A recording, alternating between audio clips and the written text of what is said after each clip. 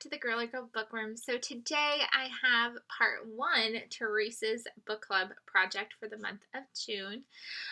This month Reese did something really awesome, and with the events that have taken place since George Floyd's death, she decided to have two books this month. So she had her original choice, which was The Guest List by Lucy Foley, but she also added on I'm Still Here, Black Dignity in a World Made for Whiteness by Austin Channing Brown.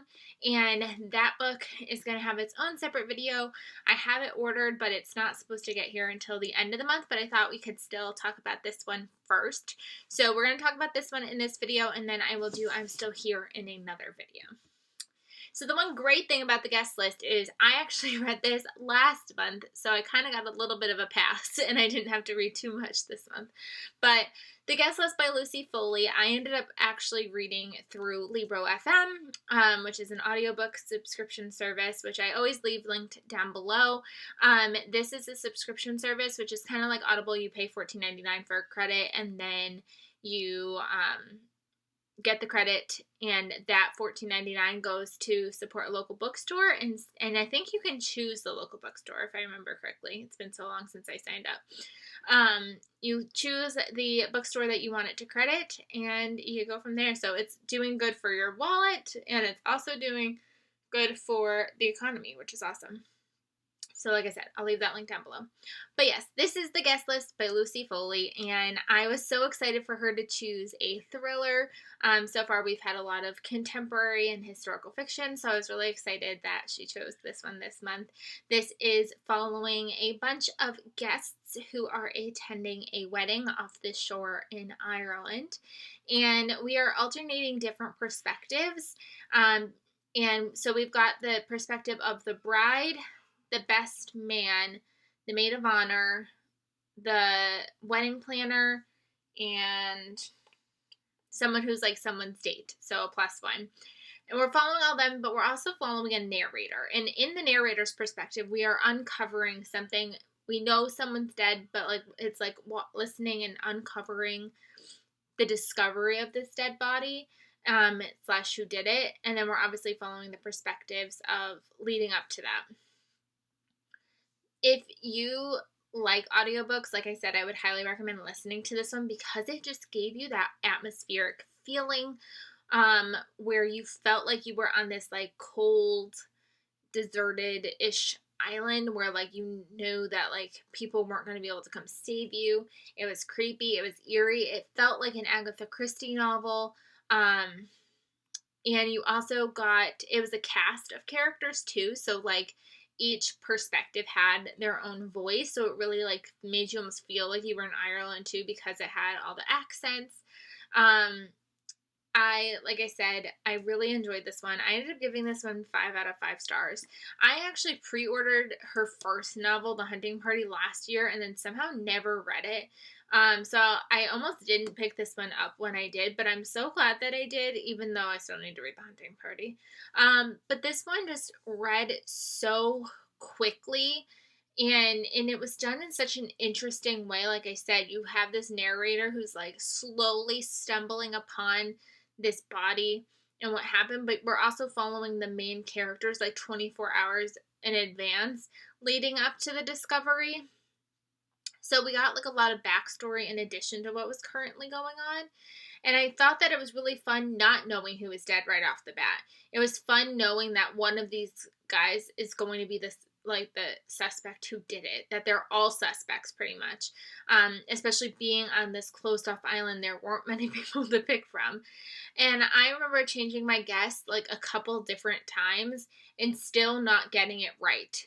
And that was so fun because the way it was revealed just was spectacular.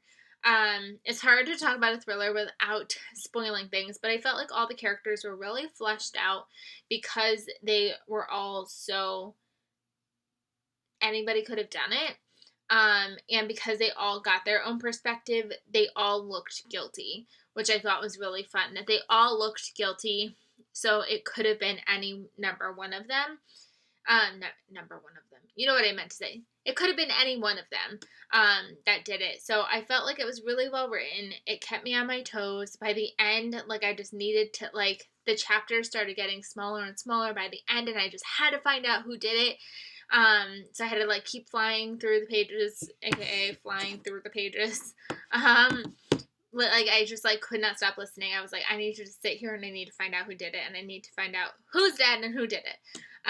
So yeah, I would highly, highly recommend you pick this one out. This one's probably, so far, my favorite pick that she's had. It's the only 5-star read that I've had out of all of her picks so far. So 6 months in, took me 6 months to get a 5-star read, but it was worth it.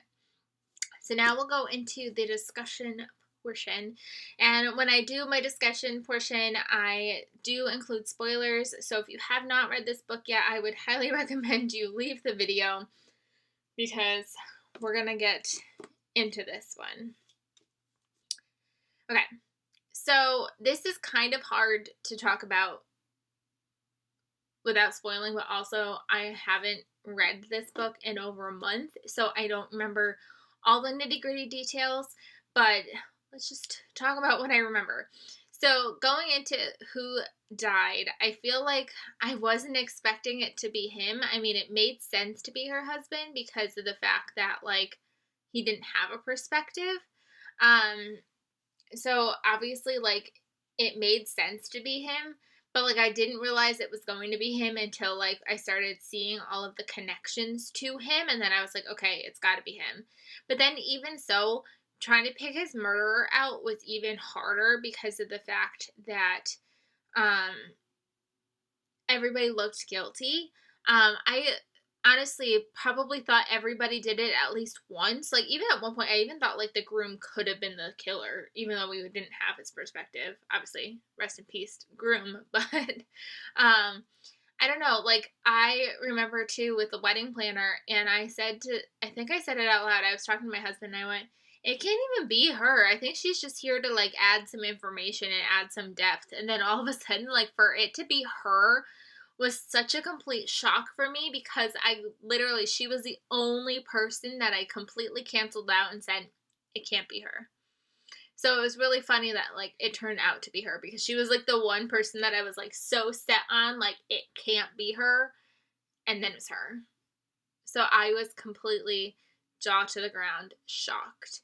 I do have to say, like, I don't always love the best man's kind of story, like, with the fact that, like, they used to, like, haze these younger kids. I don't love when hazing is an element. Like, obviously that's eventually why she also, like, murders him, is, like, due to all the stuff that went down in their childhood. So, like, that element I wouldn't necessarily love to, like, I keep saying that I would love to see this played out as a movie, but I feel like I would like that not to be in it, unless done a little bit differently. I did think it was really strange that they could just take him and bring him to a cave in the middle of his wedding, though. Like, you're getting married today, let's just take you out to a cave and tie you up so you could see what it feels like. It just, like, that part was strange to me. I did think it was really interesting, though, to see how the other guests started tying to him, like the +1, to have it related to her sister. Did not see that coming whatsoever. Like, it didn't even, like, cross my mind. I was like, when we were learning about her sister, I was just like, okay, poor her, boo-hoo. It, like, didn't even, like, faze me that, like, he could have been the guy who, like, messed with her sister. Didn't even faze me. And I have no idea if that was just, like, I was just so invested in the atmosphere and things like that I just, like, didn't pick up on that right away or what. But I remember when I first saw that connection, and I was texting my friend who had already read the book, and I was like, wait, what? What? Is that him? Is it really him? Did he really do that? The best man also was probably the most unlikable character in my eyes. I could not stand him. He was so infuriating. I don't even remember what it was about him, but there was just, like, something about him that, again, I was texting my friend, like, he is the worst human. Just, like, within his thoughts, and even just, like, his ability to be like, oh, he stole work from me and I should be the star. And I was like, how do you know that? Like, how do you know the producer wasn't like, we like him better than you? Like, why does he feel like he stole it from him? Like, I guess eventually it turns out, I guess he did, but it just like, he was so self-centered about it that like I kind of didn't mind that he also got in trouble for the murder, because I just felt like he deserved it slightly because he was so crazy. I don't know how I felt about the bride. I'm trying to remember how I felt about her. Like, as much as she loved him, I feel like she was still slightly in love with her best friend, who was like the DJ at the wedding. I think that was weird. He's your best friend, like one of your best friends, and you're like, can you be the DJ at my really fancy wedding? I don't know. I feel like she was just more like in lust with this guy. I don't know if she necessarily was like in love with him. So in a way, I feel like she kind of got off scot-free with the fact that like she was married to him, but now he's dead, and now like she can go marry whoever she wants, and I don't know, find real true love, and she isn't marrying a guy who's kind of a jerk. And yeah, I don't know. I like, it's hard because it's thriller, and it's hard because I've read it over a month ago, but I definitely loved this book. I would love to see this be a movie someday. Just because it was giving me, and then there were Nun vibes, which is like, and Clue vibes, which are like, they're my top 2 favorite things in the entire world. So I would love to see this be a movie. Like, I was nervous.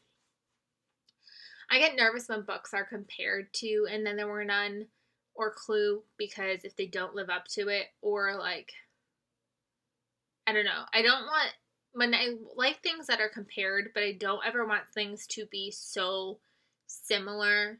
And I feel like this kind of still stood out on its own, as much as it still had those vibes and those elements. It still, I feel like, stood completely on its own. So, really liked it. Let me know what you thought down below, and I will be looking forward to seeing you guys in part 2 when we get to discuss I'm Still Here, because that one I'm super excited about. I was actually trying to purchase it before Reese made it her choice, so I'm really excited to read that one and discuss it with you guys. Comment your thoughts down below on this book, and I will see you guys really, really soon. Bye, everybody.